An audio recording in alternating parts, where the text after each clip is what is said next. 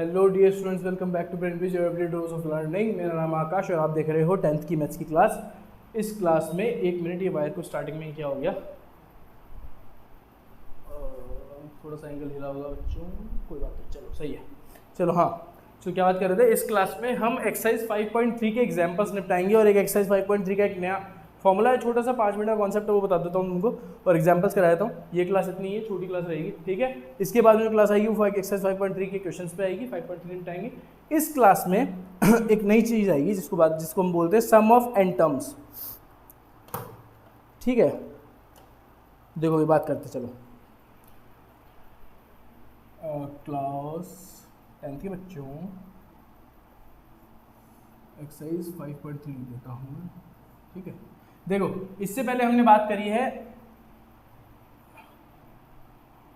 nth term of an A P, इसकी बात कर लिया हमने, ठीक है। इसका फॉर्मूला भी हमने पढ़ लिया, a n equals to a plus n minus 1 और ये डी, ठीक है। इसकी बात हम कर चुके हैं, है ना। और ए एन की जगह एल कैसे आता है, टी एन किसको बोलते हो, सारा मैं बता चुका तुमको, प्रीवियस क्लास में तुम्हारा सारा हो चुका है। अब जो नई चीज़ तुम्हारी निकल के आ रही है वो चीज़ क्या है, वो चीज़ है तुम्हारे, देखो एन टर्म निकालनी सीख लीजिए, आगे से आगे तक की टर्म निकाल सकते हैं हम किसी भी एपी की, किसी भी सीरीज की, है ना। अब क्या है, sum of nth term of an AP. अब इसकी बात करेंगे, मतलब कोई भी एपी तुमको मिल जाए, उसकी nth टर्म तक का सम या फिर किसी भी nth टर्म तक का सम तुमको निकालने को अगर बोल दिया जाए तो तुम उसको निकालने में केपेबल हो। उसके लिए एक टर्म जो है या फिर एक एक्सप्रेशन है जिसको डेरिवेट किया गया है। एक्सप्रेशन क्या है, जो एस एन होता है, जिसको हम क्या बोलते हैं, sum of n terms, sum of n terms, ठीक है। S n equals to n by two, 2a plus n minus 1 d, ये हम पढ़ चुके, ये हमको पढ़ना है, सॉरी, ठीक है। ये एक नया फॉर्मूला है। इसकी जैसे मैंने तुमको डेरिवेशन नहीं कराई थी, वैसे मैं इसकी भी डेरिवेशन नहीं कराऊंगा, क्योंकि कोई काम की नहीं है, ना बोर्ड पूछता है ना कुछ पूछता है, बिना बात का मेहनत करने का कोई मतलब नहीं है। मेहनत उस डायरेक्शन में होती है जिस डायरेक्शन में हमको उसका कोई फायदा हो, ठीक है। इस डायरेक्शन में जाओगे तुमको कोई फायदा नहीं है, ठीक है। नहीं पूछेंगे तुमसे कि एस एन कहाँ से आया, डेरिवेट करिए बताओ, या एन और कुछ भी नहीं, क्वेश्चन देंगे, क्वेश्चन सॉल्व करो चुपचाप, बस वही काम है तुम्हारा, ठीक है। अब हमने क्या पढ़ा सर, एस एन जो है वो n by two 2a plus n minus 1 d है सर, ठीक है। एक चीज़ बताओ मेरे को, इसी में से एक चीज़ और निकालनी है मेरे को, वो बता रहा हूँ, ठीक है। अगर मैं n बाई 2a को मैं a प्लस ए लिख दूँ और n माइनस 1 डी लिख दूँ, ध्यान से सुनना क्या बोल रहा हूँ, ठीक है, ये लिख दूँ, तो क्या मैं इसकी जगह, समझ रहे हो, किसकी जगह, इसकी जगह क्या मैं ए एन पुट नहीं कर सकता, ए एन कह लो, एल कह लो, टी एन कह लो, ये पुट नहीं कर सकता क्या, ए एन एल और टी एन का यही फॉर्मूला नहीं होता, होता है, ठीक है। तो एस एन के बेसिकली दो फॉर्मूलेज होते हैं तुम्हारे पास में। एस एन का दूसरा फॉर्मूला क्या हुआ, एन बाई टू लिख दिया भाई, ठीक है। ब्रैकेट में ए आया था स्टार्टिंग में, ए लिख दिया भाई, प्लस इस पूरे को, ये पूरा है ना, इस पूरे को मैं एल लिख सकता हूँ, तो मैं प्लस एल लिख रहा हूँ यहाँ पे। ये एक तो एक्सप्रेशन ये है तुम्हारा और एक एक्सप्रेशन तुम्हारा ये है। सर दो एक्सप्रेशन क्यों पढ़े, हम तो एक ही पढ़ेंगे, ठीक है।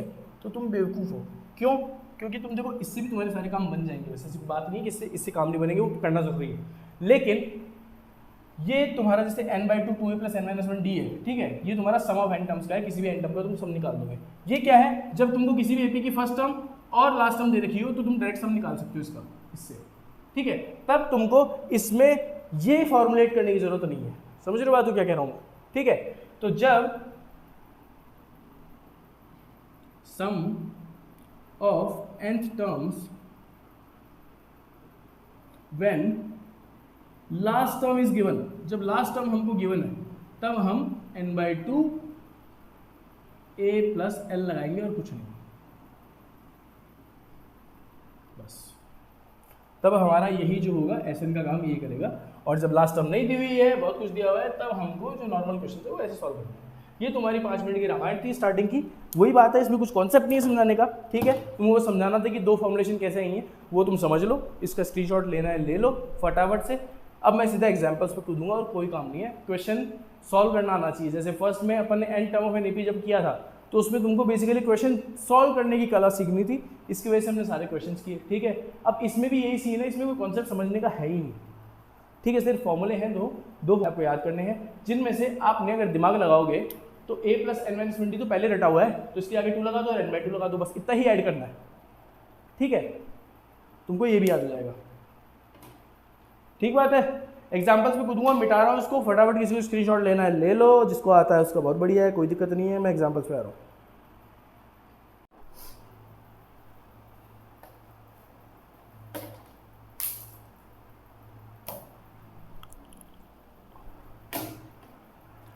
चलो भाई,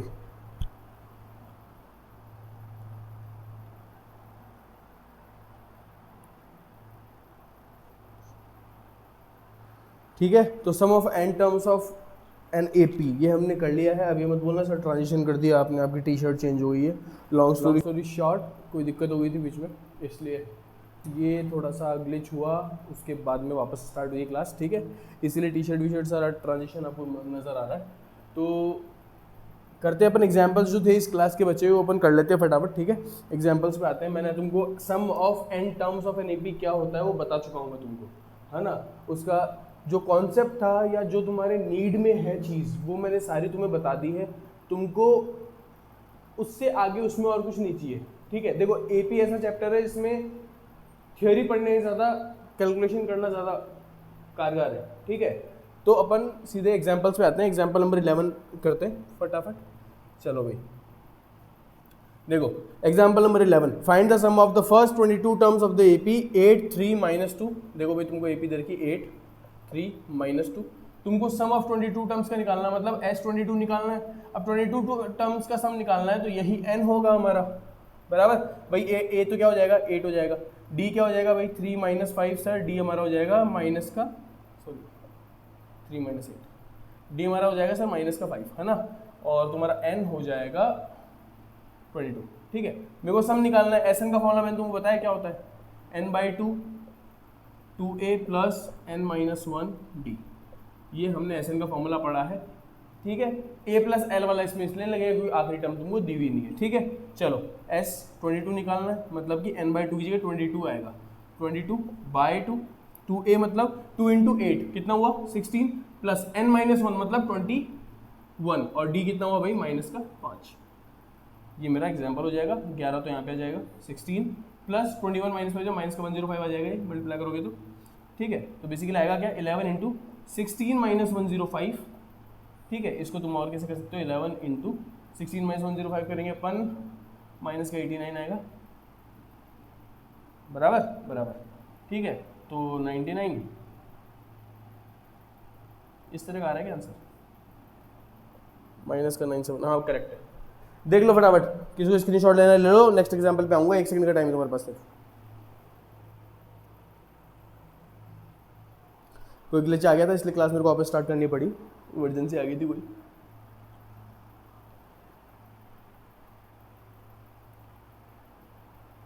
ठीक है, इसके बाद में एग्जांपल नंबर 12 पे आएंगे। आज एग्जांपल करेंगे सिर्फ, और कल से एक्सरसाइज स्टार्ट करेंगे। चलो, मतलब नेक्स्ट क्लास से।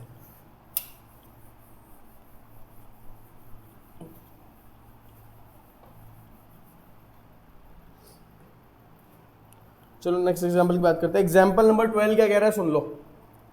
Example number 12, what it says, if the sum of the first 14 terms of an AP is 1050, मतलब मुझे क्या दे रखा है, सम S14 दे रखा है, कितना है 1050 है, ये दे रखा है। And its first term is 10 and its a is 10, find its 28 term and I have to find a20 which means a + 19d। Question निकालने के लिए मेरे को सिर्फ a की और d की नीड है, ठीक है, क्योंकि पहले हमारा जो भी दियो इसने पूछा सिर्फ यही अपने से, ठीक है। और ये जानने के लिए हमको a और d ही चाहिए होता है और कुछ नहीं चाहिए होता, जिसमें a अपने पास ऑलरेडी है। तो हमारा फोकस रहेगा कि हम d निकालें जल्द से जल्द, बस वही हमारा मेन काम है, ठीक है। अब देखो भी इसको जज करो, S14 क्या होता है, ठीक है, S14 क्या होना चाहिए अपना, n/2 2a प्लस n-1 और ये d होना चाहिए, ये बराबर बात है। S14 करूँगा, n/2 को मैं 7 लिखूंगा, 2a को मैं 20 लिखूंगा, प्लस n-1 मतलब 14 लूंगा मैं यहाँ पे। देखो डी जो होगा वो 14 टर्म तक भी वही होगा और 14 टर्म के आगे 28 टर्म तक भी वही होगा, डी चेंज नहीं होता है एपी का। तो डी निकालने के लिए हम 14 टर्म की एपी मान रहे हैं सिर्फ एक बार, 14 माइनस 1 13 आ जाएगा और डी कितना है हमको निकालना है, बराबर बात है। एस 14 की जगह 1050 रखो, ये 7 आया 20 प्लस 13 डी, कोई दिक्कत नहीं होनी चाहिए यहाँ तक। 7 से 100 काट दो कट जाएगा ये 150 टाइम्स, इधर आएगा 20 आएगा इक्वल टू, कैसे आया ये इधर आ गया, बचा गया 13 का डी, इसमें से निकालूंगा तो 130 आ गया, इधर 13 डी है, ये तुमको घिसा बेटा वही मिल जाएगा आंसर, डी का वैल्यू 10 है। डी का वैल्यू 10 है, ए का वैल्यू भी 10 है, ए का वैल्यू भी 10 है, इनको इधर ले आओ, 820 कितना हो जाएगा ए प्लस 19 डी, ठीक है, दोनों 10 10 है तो 10 प्लस 19 इंटू 10, ठीक है, तो 20 इंटू 10 कितना होता है 200, ये तुम्हारी आ जाएगी ये 20। चलो देख लो, किसी को कन्फ्यूजन हो तो वापस कमेंट डाल देना, कोई दिक्कत नहीं है।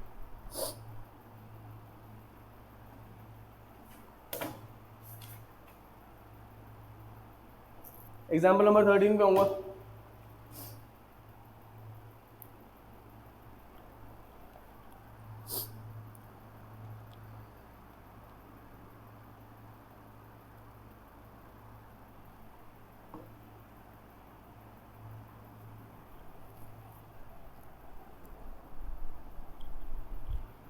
चलो एग्जाम्पल नंबर 13 करते हैं। अबे तू कहाँ जा रहा है?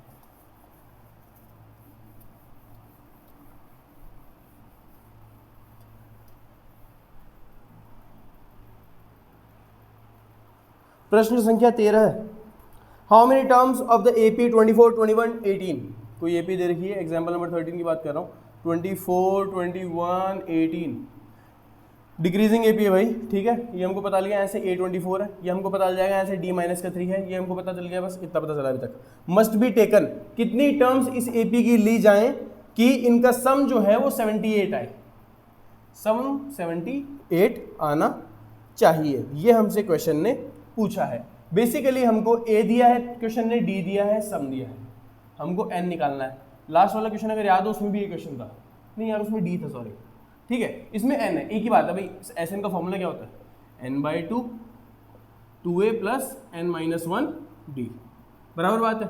मेरे को d दे रखा है, मेरे को n नहीं दे रखा है, n निकालना है, a दे रखा है, n वही वाला n है, एस एन दे रखा है, ठीक है, तो s की जगह मैं क्या पुट करूँगा 78 इक्वल्स टू n/2 मेरे को निकालना है, 2 इंटू a मतलब 2 इंटू 24 48, बच्चों की तरह 2 के अंदर ब्रैकेट में 24 मत डाला करो, 10th में आ गए हो तुम, ठीक है, फॉर्मूला लिखने के बाद वैल्यू डालोगे तो टीचर को भी समझ में आ जाएगा। प्लस n-1 सॉल्व करना है और d कितना हो गया अपना -3, 78 इधर मल्टीप्लाई कर दो इसको, 156 बन जाएगा ये, n 48 प्लस में हो जाएगा तुम्हारा, सॉरी प्लस में नहीं होगा तुम्हारा, -3n प्लस का 3 बराबर 48 प्लस 3 51 हो गया, 51 माइनस 3n बनाइए, n 51 माइनस 3 का n, ये हो गया 156, ठीक है।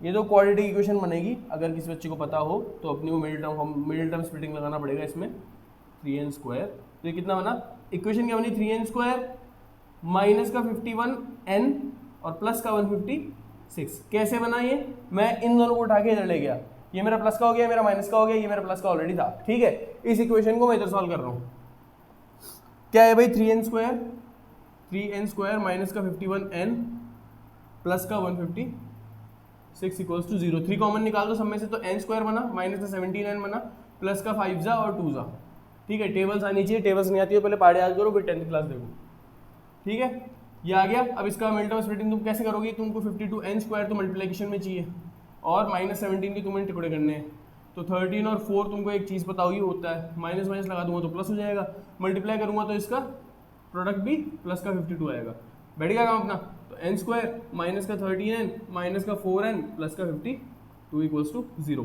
n कॉमन लिया n-13 माइनस 4 कॉमन लिया n-13 इक्वल्स टू 0, तो n का वैल्यू मेरे पास आएगा 4 या फिर 13, दो वैल्यूज आएंगी इसकी, बिकॉज क्वाड्रेटिक इक्वेशन जिसकी डिग्री 2 होगी जिसको क्वाड्रेटिक इक्वेशन बोलते हैं, ऐसी इक्वेशन जिसकी डिग्री 2 होती है उसको क्वाड्रेटिक इक्वेशन बोलते हैं, ठीक है, और क्वाड्रेटिक जितनी डिग्री होती है उतनी वैल्यूज निकाल के देती है वो इक्वेशन, अगर कोई क्यूबिक पॉलिनोमियल होता तो वो 3 वैल्यूज निकाल के देता, ठीक है, तो ये 2 वैल्यूज निकाल के देगा, दोनों में से कोई वैल्यू पुट करोगे तुम्हारा क्वेश्चन सेटिस्फाई हो जाएगा।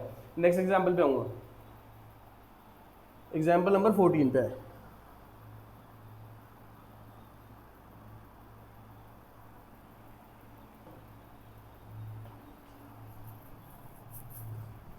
यहाँ तक कोई दिक्कत नहीं होनी चाहिए, मिटाने जा रहा हूँ मैं। चलो पहले ही मिटाया। क्वेश्चन नंबर 14 कहने को क्वेश्चन है, लेकिन ऐसे एज इन देखा जाए तो एक फॉर्मूला ही है जो तुम्हारे आगे बहुत काम आने वाला है। अगर कोई आगे बच्चे जाके मैथ्स पढ़ेगा तो उसके भी काम आएगा। इंटीग्रेशन डिफरेंशिएशन में भी ये चीज़ें काम आएंगी। बार बार ये फॉर्मूले आते रहेंगे तो तुमको पता होना चाहिए, ठीक है। Sum of n positive numbers वाला अगर तुमने सुना हो, किसी ने नहीं सुना हो तो अब सुन लो, ठीक है। यहाँ पे तुम्हें सब कुछ सुनने को मिलेगा। चलो क्वेश्चन नंबर 14 मतलब कि example number 14 what it says उसको सुन लो पहले, ठीक है। क्या कह रहा है भाई, find the sum of the first 1000 positive integers. पहले फर्स्ट की बात करता हूँ। क्या बोल रहा है, फर्स्ट 1000 पॉजिटिव इंटीजर्स, ठीक है। समझ पाए हो? तो ये क्या कह रहा है, फर्स्ट 1000 पॉजिटिव इंटीजर्स कहाँ से स्टार्ट होंगे, 1 से स्टार्ट होंगे। कहाँ तक जाएंगे, 1000, ठीक है। इनका सम निकालने के लिए वो कह रहा है हमको एस 1000 हमको बेसिकली निकालना है, ठीक है। एस एन का फॉर्मूला क्या होता है, n/2 2a plus n-1 d। क्या क्या एक्सट्रैक्ट कर सकते हो यहाँ से, हम एक्सट्रैक्ट कर सकते हैं a 1 है, d भी 1 ही है, ठीक है। n कितना लोगे, n ले सकते हो क्या, वैसे n ले तो सकते हैं, 1000 लेंगे ना n।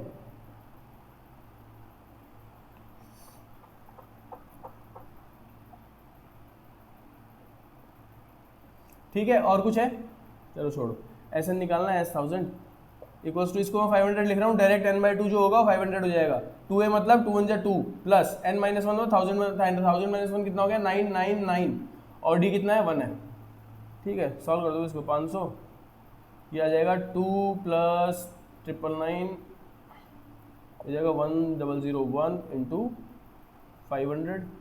तो 1 2 तो ये वाले तो आगे लास्ट में 5 1 जा 0 0 5 मतलब 500 और ये 5, ये तुम्हारा इसका आंसर आएगा, ठीक है। ये नहीं यार वो क्वेश्चन जो मैं सोच रहा था, मेरे को तो लगा इसमें फॉर्मूला वॉर्मूला निकालना पड़ेगा, मजा आएगा।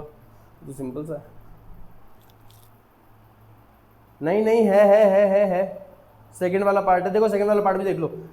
अब पहले तो तुमको सम निकालना था फर्स्ट 1000 इंटीजर्स का, अब निकालना है the first n positive integers. मतलब उसने बोला नहीं है कितने इंटीजर्स, बस n पॉजिटिव इंटीजर्स का निकाल दो। सॉरी, तो जाहिर सी बात है, देखो n पॉजिटिव इंटीजर्स का सम निकालना है ना। तो जाहिर सी बात है वो भी कहाँ से स्टार्ट होंगे, 1 से, कहाँ भी जाए खत्म होंगे 1000 पे। सॉरी n पे, नॉट डिफाइंड, पता नहीं है हमको कहाँ की बात, मैं ये भी क्यों लिख रहा हूँ मैं, n ही मान लो, तुम n तक जा रहा है। तो हमको ये तो पता है a 1 हो जाएगा, हमको ये पता है d 1 हो जाएगा, हमको ये नहीं पता n क्या है। तो n की जगह n ही पुट होगा, ठीक है। और बस तो ऐसे निकालोगे तो क्या आएगा, n/2 2a प्लस n-1 और ये d, ठीक है। इजी चीज़ है, कोई दिक्कत नहीं होनी चाहिए। S n equals to n/2 तो ऐसा कैसा रहने वाला है अभी भी और आंसर में भी, क्योंकि इनका कुछ हो ही नहीं सकता। 2a मतलब 2 1 जा 2, इसको मैं लिख सकता हूँ 2 प्लस n-1 का भी मैं कुछ नहीं बिगाड़ सकता, लेकिन d को मैं 1 लिख सकता हूँ।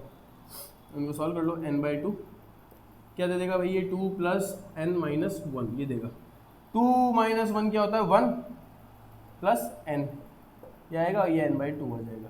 तो बेसिकली इसको मैं ऐसे लिख सकता हूँ n+1/2, क्योंकि इसको इसी फॉर्म में याद करके रखते हैं सब लोग, जैसे मैंने भी इसी फॉर्म में याद कर रखा है, ठीक है। जब सॉल्व करते हैं अपन तो n 1 + n/2 आ जाता है, एक ही बात है, ठीक है। ये तुम्हारा एक फॉर्मूला होता है sum of n positive numbers, कि तुमको कितने ही पॉजिटिव नंबर्स तक का सम निकालना हो, इस फॉर्मूले को लगाओ, काम करो। कैसे सर, एग्जांपल, जैसे कि एग्जांपल ले लो तुम, मैंने बोल दिया कि तुमको फर्स्ट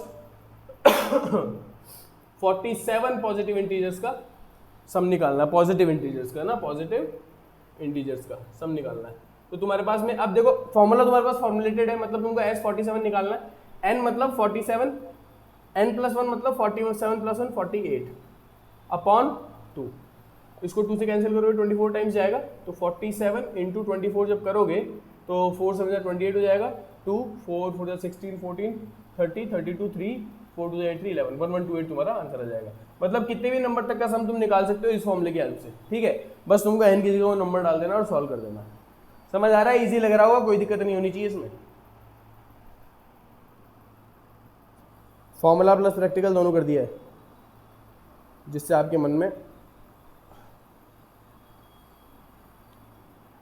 कोई दिक्कत ना आए, ठीक है। नेक्स्ट एग्जांपल पे आएंगे। 15 और 16 तो एग्जांपल और है, वो खत्म करके क्लास खत्म करूंगा मैं। चलो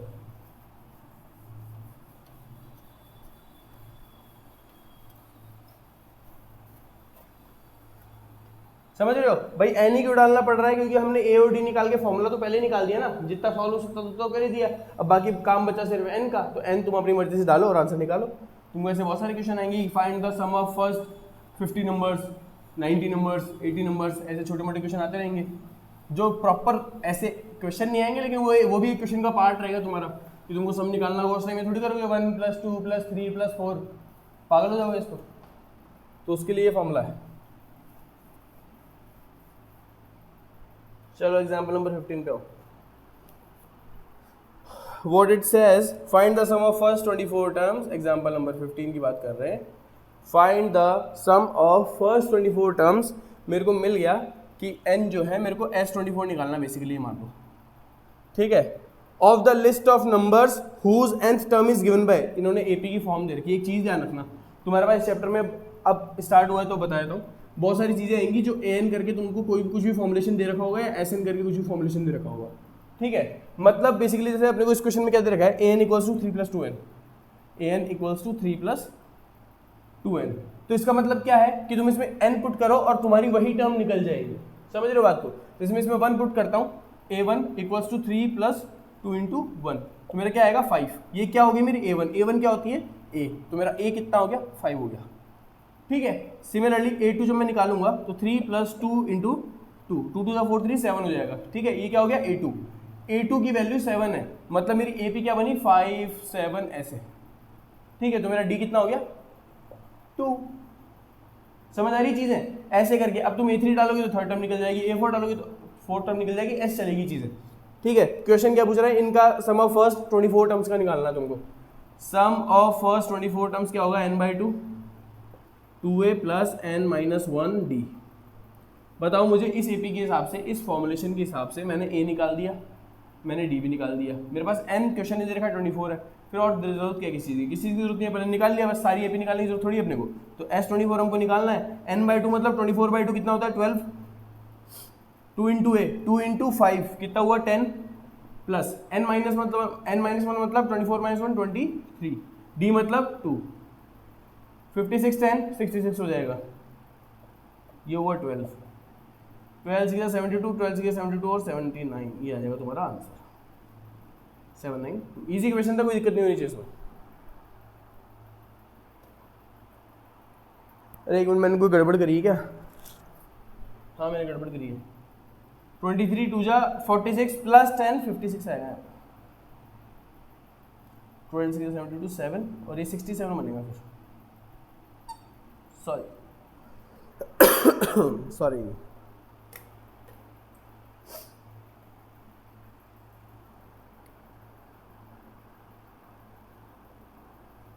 अच्छा, इसका जो SN वाली जो क्लास थी ना, जो जिसके बाद में तुम्हें ट्रांजिशन टाइप चीज़ देख रहे हो, है ना, ये क्लास मैंने रिकॉर्ड करी थी ना उस दिन मुझे घर जाके पता लगा कि क्लास पूरी रिकॉर्ड नहीं हुई, ठीक है। लाइक मैं घर पे जाके लैपटॉप खोल के उसमें देखता हूँ, फिर है ना, खुद की क्लासेस जानबूझ के देखता हूँ मैं, मतलब ऐसे नहीं पूरा पढ़ने बैठता हूँ, लेकिन चेक करता हूँ कि हाँ कोई ग्लिच तो नहीं है, क्योंकि फिर सीधा अपलोड मारना होता है मेरे को, कोई एडिटिंग का काम है नहीं अपने पास में, है ना, तो वो करना होता है।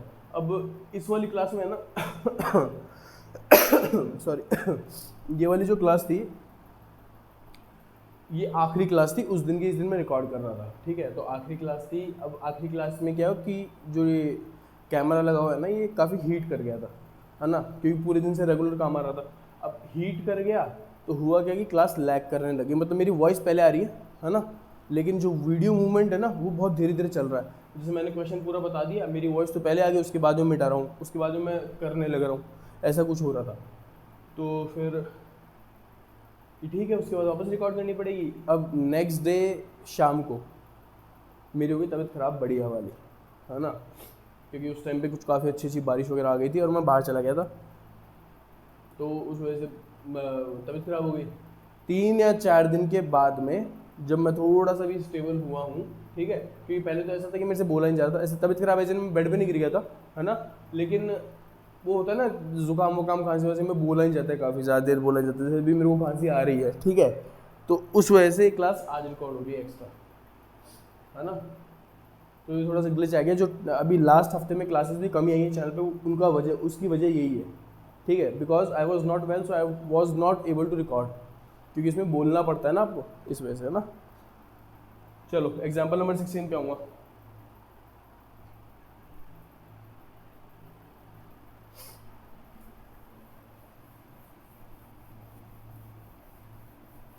ये क्वेश्चन समझ में आ गया हो किसी को? अगर किसी को कोई प्रॉब्लम हो तो प्लीज़ कमेंट डाउन कर देना, आपको कोई दिक्कत नहीं होगी, क्वेश्चन कवर कर दिया जाएगा।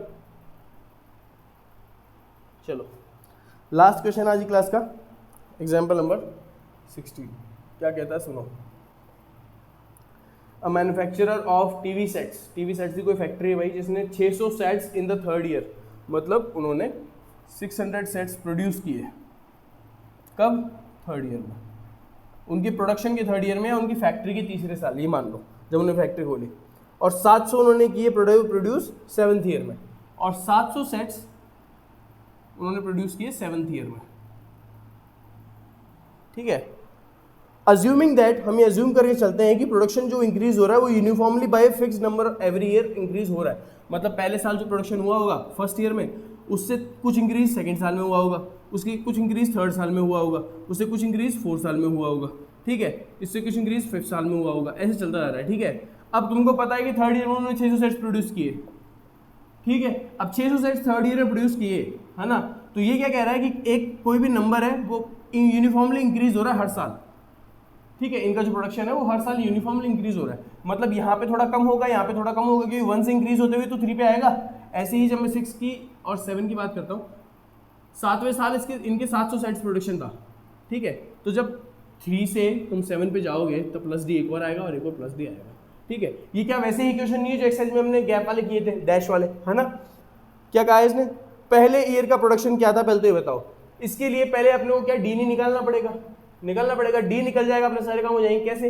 हम इसको A3 मानेंगे और हम इसको A7 मानेंगे, ठीक है। मैंने तुमको बताया था कि A7 माइनस A3 कितना होगा, 4D होगा। कैसे होगा सर 4D? 1 2 3 4, कितने gap? 4 gap, 1 gap 2 gap 3 gap 4 gap, मतलब 4D, है ना। A7 माइनस A3 कितना हुआ? A7 माइनस A3 100 हुआ। 700 माइनस 600 100 होता है ना, ये भी करके मैं दिखाने लग जाना आप एग्जाम में। 4 इंटू डी कितना हो गया? अरे 4 इंटू डी तो 4 ही हुआ ना, 4 से जो काट दोगे तो डी का वैल्यू तुम्हारा 25 आ जाएगा। मतलब तुमको ये एक नंबर मिल गया कि हर साल फैक्ट्री का जो प्रोडक्शन है वो प्लस 25 से बढ़ता जा रहा है, ठीक है। मतलब सेकंड से थर्ड की बात करूं तो सेकंड से थर्ड में जाते जाते हमने 25 का इंक्रीज किया होगा, ठीक है। तो मैं अगर इधर जा रहा हूं तो इंक्रीज करूंगा, लेकिन इधर आ रहा हूं तो मैं क्या इसको डिक्रीज नहीं करूंगा? क्या ये 575 नहीं होगा यहाँ पे? सिमिलरली क्या इधर आएंगे अपन तो यहाँ पे ये 550 नहीं हुआ होगा? तो मेरे को क्या मिला यहाँ से? क्या मेरे को 550 नहीं मिला क्या? जिसको हम फर्स्ट ईयर का प्रोडक्शन बोल सकते हैं, फर्स्ट ईयर प्रोडक्शन बोल सकते हैं, ठीक है। ये तुम्हारा फर्स्ट पार्ट है इस क्वेश्चन का, इजी है, ठीक है। सेकंड पार्ट क्या है? The production in the 10th year. अब इन्होंने मेरे को क्या बोला है कि सर 10th ईयर का प्रोडक्शन बताओ कितना हुआ होगा, है ना। एक तो हमारे पास ये इलाज है कि ये 8 है, मान लो ये 9 है, मान लो ये 10 है, ठीक है। क्या ही करूँगा? 25 25 और 25, 3 बार 25 तो बढ़ाना है, तो मैं कैसे नहीं बोल दूंगा 775 है डायरेक्ट, ठीक है। एक जो किताबी तरीका होता है जो उनको एग्जाम में लिख के आना, हम ये बोल सकते हैं सर A10 निकालना, बेसिकली इनको A10 निकालना तो A+90 चाहिएगा। A क्या होगा? 550 प्लस 9 इंटू डी कितना है सर? 25 है। 25 9 से कितना होता है? 225 होता है सर, ये प्लस 550 होता है, ठीक है। 500 200 700 और 50 और 25 75, 500 200 700, 50 प्लस 25 75, तो 775 ये बोल रहा हूँ मैं, ठीक है। क्या ये 775 ऐसे ही आ रहा है? बराबर बात है। थर्ड पार्ट क्या कह रहा है इस क्वेश्चन का? The total production in the first 7 years, ठीक है। मतलब थर्ड पार्ट तुम दिमाग में करोगे, कर सकते हो, वैसे मैं तो कर सकता हूँ, लेकिन तुम ऐड कर पाओ तो कर लो। तुमको S7 निकालना है, ठीक है। मतलब S7 निकालने के लिए N तुमको 7 दे रखा है, A तुमको 550 दे रखा है, और D तुमको 25 दे रखा, और कुछ चाहिए नहीं जिंदगी में, है ना। तो S7 इक्वल्स टू 7/2 बराबर, फॉर्मूला लिख के बताऊंगा पहले, n/2 2a plus n-1 d, ठीक है।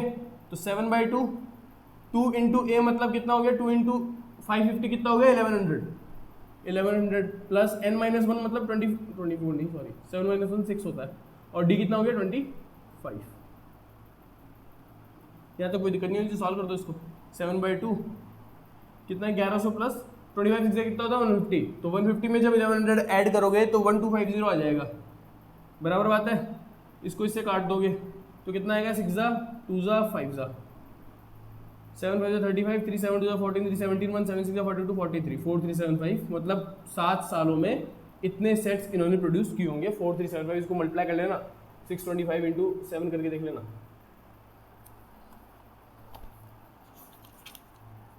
4375, ठीक है।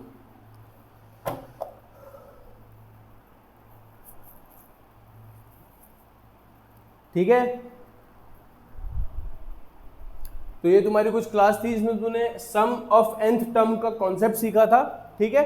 और तुमने इसमें 5.3 के एग्जांपल्स, 5.3 है ना, हाँ 5.3 के एग्जांपल्स खत्म कर लिए अपन अच्छे तरीके से। नेक्स्ट क्लास में आऊंगा जब मैं, तो तुमको एक्सरसाइज 5.3 स्टार्ट करने को मिलेगी अपने को, वही उसको भी अपन शायद 2 या 3 पार्ट में करेंगे, बिकॉज उस एक्सरसाइज में शायद 20 से ऊपर क्वेश्चन है, 20 से ऊपर है, 20 क्वेश्चन चेक कर लेते हैं। तुम्हारे पास में इसमें है एग्जैक्ट 20 क्वेश्चन है भाई, है ना, 20 क्वेश्चन है इसमें, तो या तो 2 पार्ट में या 3 पार्ट में इसको खत्म करेंगे, क्योंकि SN वाले क्वेश्चन हैं तो इनमें टाइम भी लगेगा, तो हो सकता है मैं इसको 3 पार्ट में करा दूं, ठीक है। और तुम्हारे ये चैप्टर खत्म होने की कगार पे ही है, क्योंकि 5.3 ऐसे खत्म होगी तुम्हारी अगले 2-3 लेक्चर में। उसके जो नेक्स्ट लेक्चर आएगा वो या तो मैं 5.4 का ऑप्शनल लेक्चर डालूंगा, ठीक है, अगर मेरे को उस टाइम, मेरे को तो ऐसा लगता है कि डालना चाहिए, मेरे हिसाब से सब कुछ करना चाहिए, लेकिन बच्चों को ऐसा लगता है कि सर एग्जाम में हमको स्कूल में नहीं करवाया जाता सर, तो हम क्यों करें, है ना। तो एक्स्ट्रा एफर्ट अपन मार लेंगे, कोई बात नहीं, कम देखोगे तुम लोग तो भी मेरे को कोई दिक्कत नहीं है, कभी तो कोई तो देखेगा, है ना। तो उसके बाद में EP के बाद में कोई नया चैप्टर स्टार्ट हो जाएगा।